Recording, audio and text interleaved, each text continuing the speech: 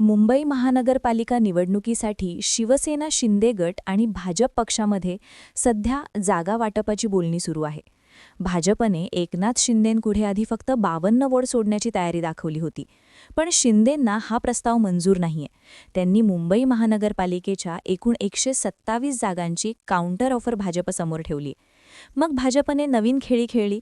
जिथे मागच्या निवडणुकीत शिवसेना जिंकली होती त्या जागाही आम्हालाच हव्यात असं म्हणत भाजपने बंडखोर आणि नंबर 2चं गणित मांडले. आता या नव्या पॅटर्नमुळे शिंदे शिवसेना बुचकाळ्यात पडली आहे. मुंबईच्या जागा वाटपात नेमकं काय काय घडतंय, नेमकं जागा वाटप कुठं अडकलं हे थोडक्यात पाहूयात या व्हिडिओमधनं. मुंबई महानगरपालिकेमध्ये एकूण 227 जागा आहेत.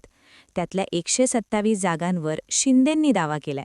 पण भाजपने शिंदेंना 52 जागांचा प्रस्ताव दिला, ज्याला साहजिकच एकनाथ शिंदे आणि त्यांची शिवसेना तयार होत नाहीये. शिंदे शिवसेनेचे सध्याच्या घडीला मुंबईमध्ये आजी माजी असे सगळे मिळून 127 नगरसेवक आहेत. सध्या शिंदे गटामध्ये गेल्या निवडणुकीत निवडून आलेले 62 नगरसेवक आहेत.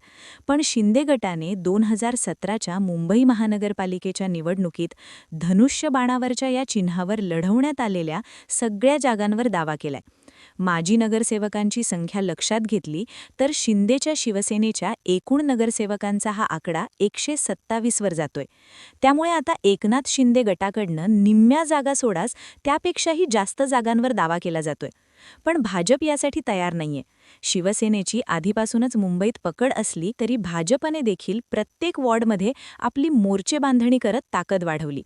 यंदा भाजप मुंबईत कधी नव्हे इतक्या जागा जिंकण्याच्या परिस्थितीत दिसतीये. त्यासाठी भाजपने प्रत्येक वॉर्डमध्ये नियोजन केलंय. त्यामुळे भाजप यंदा जास्तीत जास्त जागा लढवून मुंबईमध्ये आपला महापौर बसवण्यासाठी प्रयत्नशील आहे. एकीकडे एकनाथ शिंदे गटाकडनं 227 पैकी निम्म्या जागांची मागणी केली जात असताना भाजपने त्याला विरोध केला. त्यासाठी भाजपने एक पॅटर्न आणलाय आणि त्या पॅटर्नमुळे शिंदेची सेना पुरती गोत्यात आलेली आहे. भाजप काय करताय तर भाजपने 2017 जिंकलेल्या 82 वॉर्डवरील दावा त्यांनी कायम ठेवलाय. याशिवाय 2017 बंडखोरीमुळे पराभूत झालेल्या भाजप उमेदवारांना पडलेली मतं आणि बंडखोर उमेदवाराला मिळालेली मतं तिथील शिवसेनेच्या विजयी उमेदवारापेक्षा जास्त असतील तर त्या जागेवरही भाजपकडनं दावा ठोकण्यात आलाय. ज्या वॉर्डमध्ये भाजपचे उमेदवार अत्यंत कमी फरकाने हरलेत त्या वॉर्डवरही भाजपकडनं दावा सांगण्यात आलाय.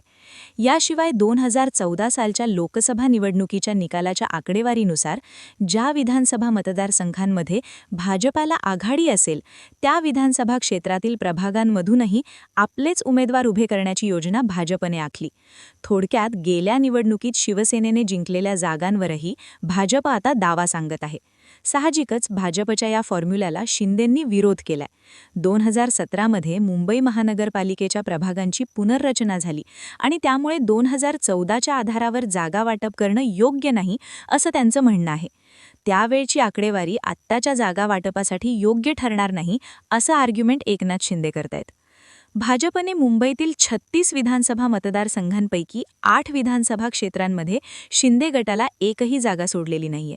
यामध्ये वांद्रे पश्चिम येतं, अंधेरी पूर्व येतं, अंधेरी पश्चिम, मागठाणे आणि घाटकोपर पश्चिम या मतदारसंघांचा याच्यामध्ये समावेश आहे.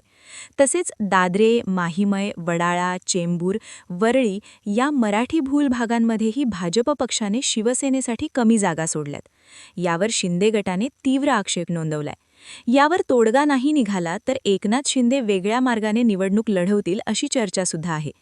एखाद्या जागेवरनं सेनेच्या धनुष्यबाणावरती निवडून आलेल्या नगरसेवकाला जर तिकीट मिळालं नाही तर अनेक बंडखोर अपक्ष लढतील ज्यांना खुद्द एकनाथ शिंदेचा पाठिंबा असेल. एकनाथ शिंदे हे गेल्या काही दिवसांपासनं गोरेगाव, दहिसर या भागांमध्ये शिवसेनेच्या शाखांना भेटी देत आहेत. तर कालच म्हणजे अलीकडेच वांद्र्याच्या रंगशारदा सभागृहात मुंबईच्या सर्वच 227 वॉर्डमधील इच्छुक उमेदवारांना मुलाखतीसाठी देखील सेनेकडनं बोलवण्यात आलं होतं. या सगळ्या इच्छुकांनी जर निवडणूक लढवली तर त्याचा फटका हा नक्कीच भाजपला बसणार आहे. पण विषय मुंबईचा आहे आणि त्यातही मुंबई महानगरपालिकेचा असल्यामुळे या जागेच्या वाटाघाटी या फक्त निवडणुकीपुरत्या नाहीयेत तर संख्याबळ विरुद्ध राजकीय महत्त्वाकांक्षा अशी ही रस्सीखेच असणार आहे. मग एकनाथ शिंदेंना मागितल्या तेवढ्याच जागा भाजप देणार का? भाजपला या जागा द्याव्या लागतील का? तर त्यात मुंबईतील शाखांमधनं अजूनही उद्धव ठाकरे यांच्या शिवसेनेचं जाळं आहे. शिवाय राज ठाकरेंच्या मदतीमुळे भाजपला मुंबईचा सामना अजूनही सोप्पा नाहीये. त्यामुळे मुंबईमध्ये भाजपला शिंदे हवेत. मुंबईत एकनाथ शिंदे यांच्या शिवसेनेकडे 6 आमदार आहेत. मुंबईतल्या मराठी भूल भागांमध्ये शिंदे आणि धनुष्यबाण दोघांचाही काही का प्रमाणात होईना भाजपला उपयोग होऊ शकतो, असं भाजपला वाटतंय. मुंबईमध्ये ठाकरे बंधू एकत्र आल्यामुळे शिंदेंना सोबत घेण्याविषयी भाजपची राजकीय अपरिहार्यता वाढलेली दिसून येते. आजवर एकनाथ शिंदे यांच्या शिवसेनेची मुंबईतली ताकद मर्यादित आहे असं चित्र रंगवलं जात होतं, पण तसं ते चित्र नाही आहे. एकनाथ शिंदेचा आकड्यांच्या बाबतीतची ताकद पाहायची झाल्यास 2017च्या महापालिका निवडणुकीत शिवसेनेचे निवडून आलेले 84 नगरसेवकांपैकी तब्बल 63 नगरसेवक हे शिवसेना फुटल्यानंतर एकनाथ शिंदेंच्या गटात सामील झाले होते. त्यामुळे एकनाथ शिंदे शिवसेनेकडे इच्छुक उमेदवारांची मोठी भाऊगर्दी झाली आणि त्यातल्या प्रत्येकाला तिकीट हवंय. पण भाजप मात्र मजबूत बार्गेनिंग पोझिशनमध्ये आहे, हेही इग्नोर करून चालणार नाही. 2017मध्ये शिवसेनेला 84 जागा मिळाल्या होत्या, जे की आपण पाहिलं. भाजपला 82 जागांचा अगदी थोडक्या फरकाने दुसऱ्या क्रमांकावरती राहायला लागलं होतं. जिथे दुसऱ्या क्रमांकावर भाजप होता त्याही जागांवर भाजप दावा सांगत आहे. आणि सिटिंग किंवा माजी नगरसेवक सुरक्षित ठेवण्याचा जुनाच फॉर्म्युला लागू जर भाजपने केला तर भाजपच्या स्वतःचे 82 आणि शिंदे शिवसेनेचे 63 असे मिळून 227 जागांपैकी 125 जागांवर थेट दावा तयार होतोय. म्हणजे उरलेल्या 82 जागांवरच खऱ्या वाटाघाटी होणार आहेत असं सध्याला आपण गृहीत धरू शकतो.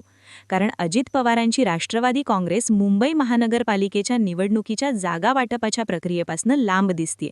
कारण मुंबई अध्यक्ष नवाब मलिकांचा सहभाग यामध्ये नको ही भाजपची स्पष्ट अट होती आणि याच अटीमुळे राष्ट्रवादी सध्या एकटी मुंबई महानगरपालिकेच्या निवडणुका लढवेल असं तरी दिसतंय. आता त्या उरलेल्या 82 जागांपैकी 40 ते 42 जागा भाजप स्वतःकडे ठेवेल आणि 30 ते 34 जागांची शिंदे शिवसेना मागणी करेल आणि उरलेल्या 5 जागा आठवले गटाला सोडल्या जातील. हे असंच जागा वाटप जर ठरलं तर भाजप 125, शिंदे शिवसेना 97 आणि RPF 5 असं एकूण 227 जागांचं गणित असू शकतं. पण पुढच्या 3 ते 4 दिवसात हे गणितही बदलू शकतं. कारण 100पेक्षा कमी जागा स्वीकारणं हे एकनाथ शिंदेंसाठी मुंबईमध्ये राजकीयदृष्ट्या परवडणारं नाहीये. त्यामुळे फायनल गणित काहीही ठरू, मुंबई महानगरपालिका निवडणुका केवळ महापालिकेसाठी नाहीयेत तर मुंबईतल्या राजकीय वर्चस्वासाठीची एक लढाई झाली आहे. याबद्दल तुम्हाला काय वाटतं? मुंबईतलं जागा वाटप युतीमध्ये कसं होईल? तुमचे अंदाज कमेंट बॉक्समध्ये लिहून नक्की कळवा. आणि राजकीय घडामोडी विस्ताराने जाणून घेण्यासाठी आमच्या पुढचा विचार चॅनलला सबस्क्राईब करायला विसरू नका.